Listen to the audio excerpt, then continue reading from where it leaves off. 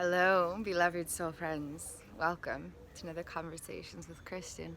Thank you for being here. You are perfect as you are. The healing journey is just about realizing the perfection that you already are. You are already enough. You are already beautiful. You are already powerful. You are already worthy. You are already sacred space and holy ground. You are already divinely perfect. Let love and light be a focus of your healing journey because it is the truth of who you are. Any message you experience from within you that is not centered in love and light is coming from your neurophysiology, not your consciousness. And as a brief review, your consciousness is separate from your neurophysiology. Your consciousness is the pure life force essence that you truly are, who is having this miraculous experience. It's filled with experiencers and the observers, observer of experience and the direct experiencers of life. Whereas your neurophysiology is the house where your consciousness inhabits. It's the brain-body system that is filled with wiring based on experiences, and all of its energy stems from fear because it's all about survival. And so if we're stuck in neurophysiology, our lives will be based on automated programs stemming from fear with a focus of survival. But when we heal our consciousness, when we befriend our consciousness, when we liberate our consciousness so that this is who we are and this no longer controls us, then we have power and we have the chance to thrive and we get to know the love and light we truly are. Consciousness is pure love and light. That's all it is.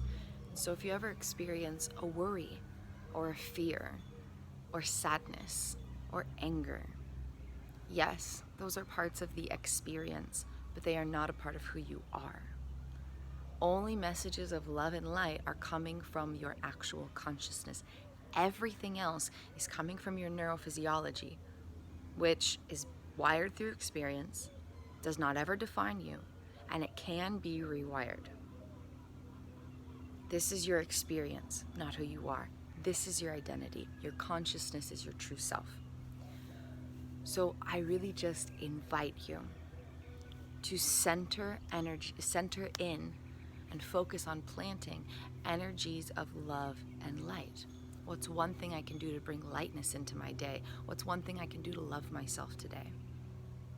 And I promise, I guarantee, if that is your healing journey focus, your life will change. It's simple, but it's not easy. But simple is good because clarity can help center us in our path. And it might take continual efforts and there might be challenges. But if you can have simple clarity, you can at least know where to direct yourself in every moment, which is power. Intention and attention is power. Knowing where to direct yourself, how and why, is power. Consciousness is pure love and light. Let your healing journey focus on just pouring love and light into your life so that your consciousness can start to be liberated from the traps of your neurophysiology. Neurophysiology is great. It's filled with millions of miracles. The fact that I can be here communicating and moving and expressing myself right now is because of the gifts of my neurophysiology. But when we let the neurophysiology control the mind and we let this control this, rather than allowing our consciousness to be independent from our neurophysiology and be where our power and our identity truly are, things can get a little tricky, and that's where mental health battles arise. Everything from anxiety, depression, dissociation, whether it's a severe mental health battle or just a general lack of zest or satisfaction or happiness. All of that comes from when our consciousness feels stuck in our neurophysiology, and we can heal that by liberating consciousness. And a big part of that is stepping into energies of love and light, because that is what consciousness is. Consciousness is pure love and light. And with that, I encourage you to speak to yourself the way that you would speak to a child. Within your consciousness is the illuminating light of your awareness. And then the love of your subconscious parts. Your subconscious parts do not have their own awareness. You only have one conscious awareness. And if you live with multiple inner persons, then maybe your parts each have their own awareness, but the application of that awareness switches. And so at any given moment, there's one space of awareness accessible. And again, that might shift if you live with some form of differentiations within your persons. But there's one conscious awareness accessible, one medial prefrontal cortex available in the brain. So let the illuminating light of your awareness be your adult self, be an objective observer, and let your subconscious parts be your inner child, whom you are speaking with. And so in every given moment, talk to yourself the way that you would talk to a child, with love. And so if you wake up and you're feeling tired and you're like, I need to get up for work, instead of being like, I need to get up for work, I gotta do this, okay, let's go. Just be like, I know you're feeling tired today.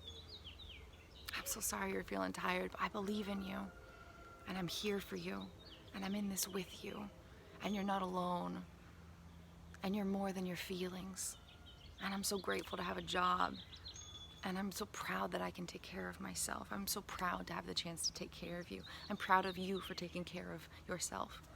Phrase it however resonates. You'll feel it in your muscles, especially in your gut. You'll feel your inner child responding. Your inner child lives in the unconscious. And there's actually a lot more of our brain in our gut than in our brain. That's a whole nother topic though. And so speak to yourself from the illuminating space of your awareness to your inner child who inhabits the rest of you. This illuminating light of your awareness is only 5% of you. And so it's where your power is, but it's a very small fraction of who you are. So use that space of the illuminating light of your awareness to speak to the rest of yourself the way you would speak to a child. And yeah, maybe you need to push through and do some stuff you don't want to do, but it doesn't mean you can't be kind to yourself in the process. And comfort and encourage your own being.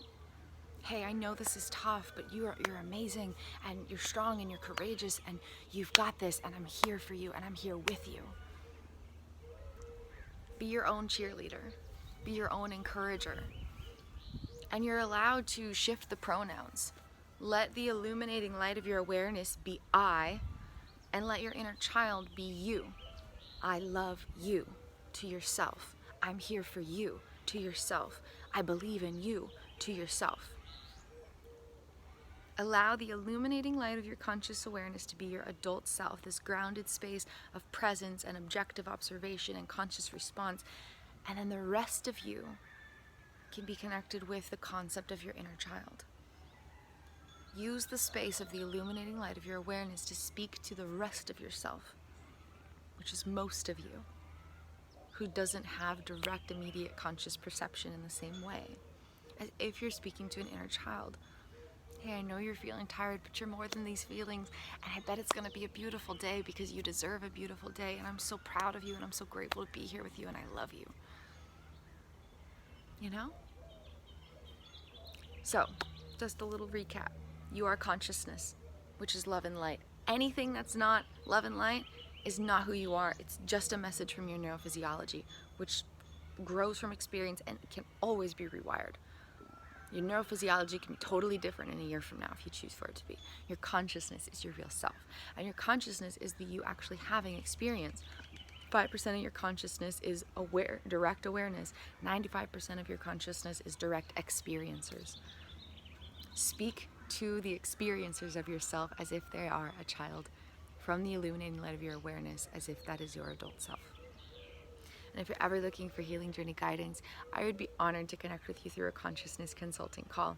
We share a sacred healing space, and I step in alongside you on your healing journey and walk with you in this path. I hear about what's been going on in your inner world. I help you translate those clues of consciousness. And then we spend most of the call exploring how you can respond to these clues of consciousness so you can fully harness your power. You can fully reclaim authority within your unfolding storybook of life. You can fully befriend and liberate your own consciousness. And you can cultivate a loving home inside of you that feels good to inhabit and experience life through. You deserve a great, big, beautiful life. And I'd be honored to step in as a healing journey guide to help make that happen. You are worthy, you have more power than you know, and the truth of your being is love, light, and miracles. Everything else is just an invitation for healing. And healing doesn't need to be about healing from something. It can be, but healing can be about growing into something, healing into someone. How do you want to experience your own being? How do you want to experience your life? Let that energy be your guide. And if you're ever looking for healing journey resources, I've written a couple incredibly powerful books.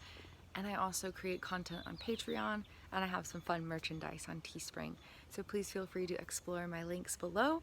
And if you're interested in booking a call or ordering my books or just connecting and sharing your experiences with my YouTube content, I invite you to email me at artistryofexistence@gmail.com. I would be honored to connect with you. I love you. I believe in you. The best is yet to come. This is just the beginning.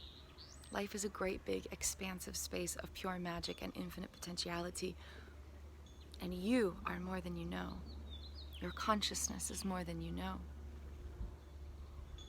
I love you. I believe in you. Thank you for being here. I'm sending you all the highest love and the deepest light.